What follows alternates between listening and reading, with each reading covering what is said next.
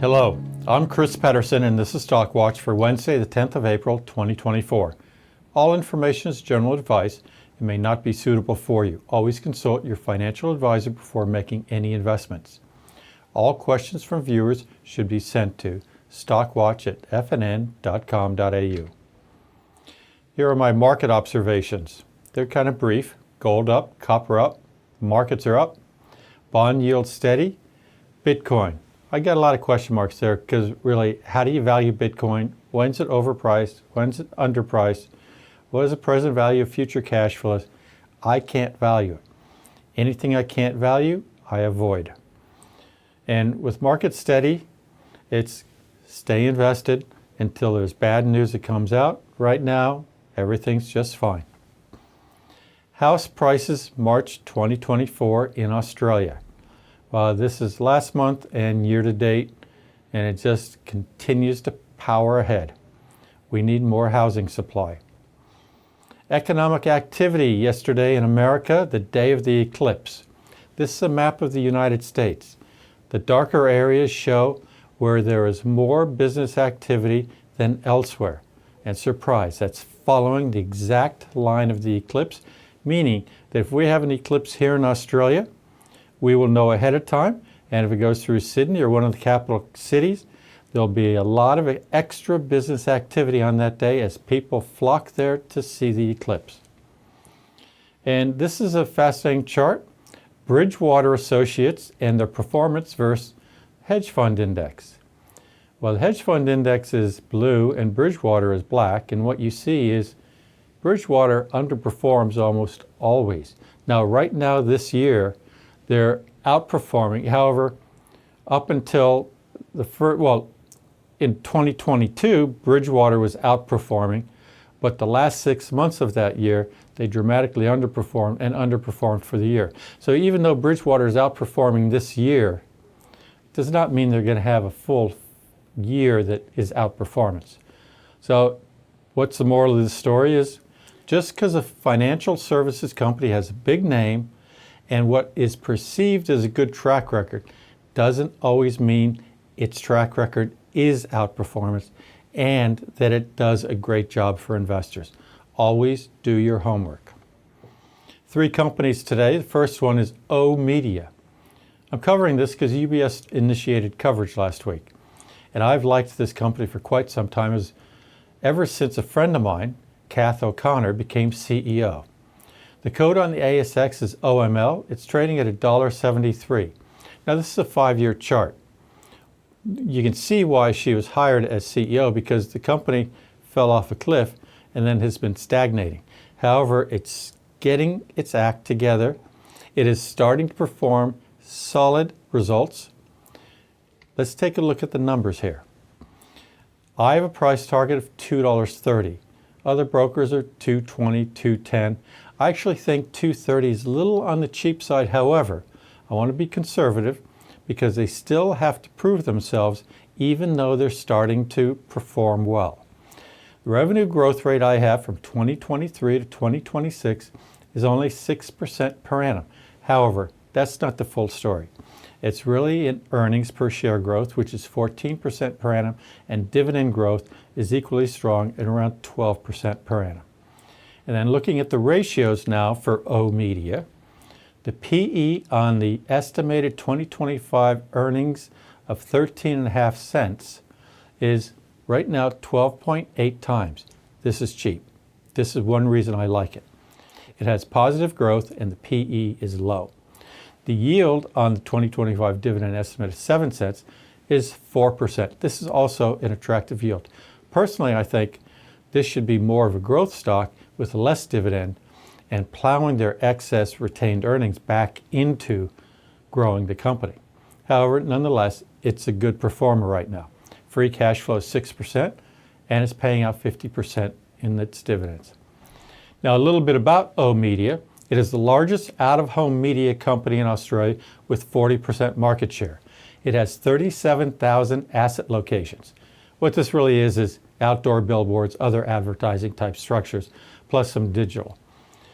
The share price is cheap, as I mentioned, on a PE basis and on a dividend basis. It has a very strong CEO. I rate it a buy. Cochlear. The reason I decided to look at this is 6 months ago I dialed in and analyzed it, and I said, Cochlear is expensive. And I didn't necessarily understand completely what the company's performance means. I had a long meeting with the ex-chairman yesterday. What this company does is outstanding in terms of long-term growth. Long-term is not 1 year, 3 years. They actually have time horizons of 10, 20, even 100-year perspective. That's very admirable. The code on the ASX is COH. It's trading around $320 a share. And looking at the chart, it's been performing extremely well. This is a 10-year chart, not a typical 5-year chart. Long term, this company is a buy. However, let's look at the numbers right now. First of all, it has a market cap of around $21 billion. 12-month price target I have is $290.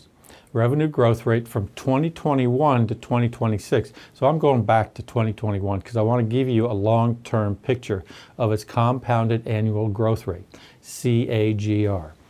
It's 12%. That is extraordinary. Earnings per share growth over a 5-year period, 15% per annum. And the dividend growth is 15% per annum. There's not many companies where you're going to see this. That's not really a technology company. The PE on the 2025 earnings estimate of $6.75 is huge at 47 times.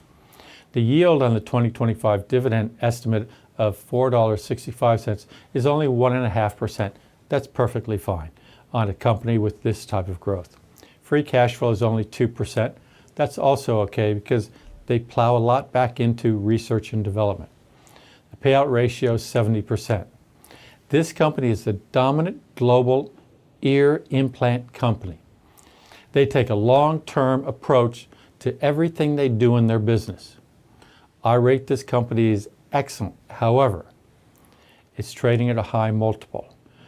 Because of that, I rate it neutral. If it has a pullback, this is a company I would seriously look at buying, but not with a 47 PE. Last company is Elders.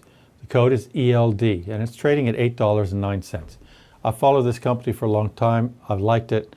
However, looking at the chart, you can see why I haven't really visited until now, and I haven't made any recommendation on it. It's performed horribly. But looking at the numbers now, one, I have a price target of $9. This is mostly PE based. It has a market cap of $1.5 billion. The revenue growth rate from 2023 to 2026 is only 2% per annum. The earnings growth is 1.5% per annum. And the dividend growth, this is a major problem for me. It is negative 13% per annum. It's going down. I don't buy companies with negative dividend growth over a period of time. It just shows there's structural problems, many different reasons why. The earnings per share for 2025 estimate of 60 cents is only 12.8 times. This is low, but it should be low. The company's not performing. The yield on the 2025 dividend estimate of 30 cents is 4%. Free cash flow is 5%. However, it's really all over the place, and that's an average. So I wouldn't give a lot of weight to that. Some years it's actually negative free cash flow. The payout ratio is around 45%.